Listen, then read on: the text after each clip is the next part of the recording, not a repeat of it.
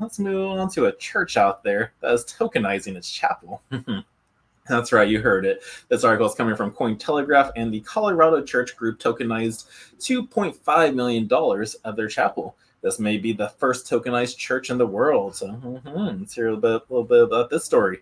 A network of affiliate church groups called the Colorado House of Prayer has tokenized its main chapel in an effort to purchase the $2.5 million building.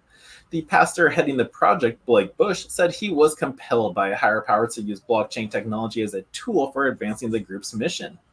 Now, tokenize the building? How are they going to do that? According to a report from Forbes, Bush's congregation and other church groups had been renting the building from its owner, a local business person who also owns a car dealership.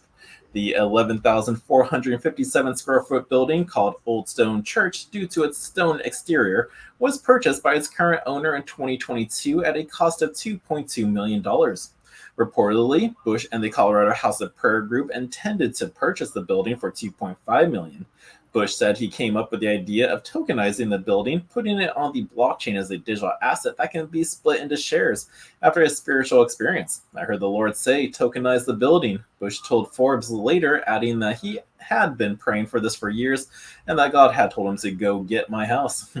Now, blockchain and real estate.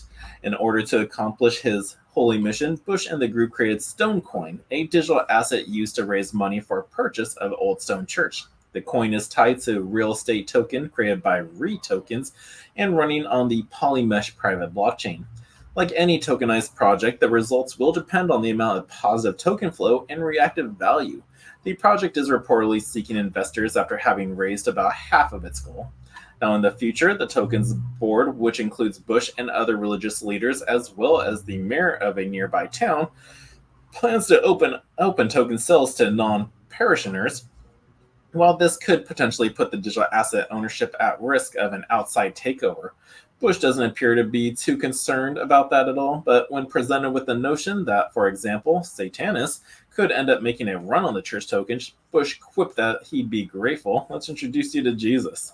So, can you do that? Oh, like that is a thought too. Like, kind of like, what if like a bunch of Satanists took over, like bought a majority of the tokens and they owned it? Like, because you're doing fractional shares, it's like there's only so many of those tokens out there, and if they own they own the majority of it, when they get more of a say into it for what they do with it. I don't know. That's a lot of questions to be brought up with that, but that's the first church to be tokenized. It's almost like how these crypto clubs were the first businesses to tokenize their business. That's right. Each of these crypto clubs has its own tokens. Sarasota's got theirs. Nashville's got theirs as well. Massachusetts still have some for sale. We still have St. Louis and even the El Salvador Resort, and I think Dawson down the road too. So yeah, tokenizing like buildings and real estate and real world assets is a thing and happening now. So definitely pay attention to that, and maybe we should have a class on it here at the Crypto Club. Yeah, I think we should. I'll get that going. But yeah, so that is that news for you. Let's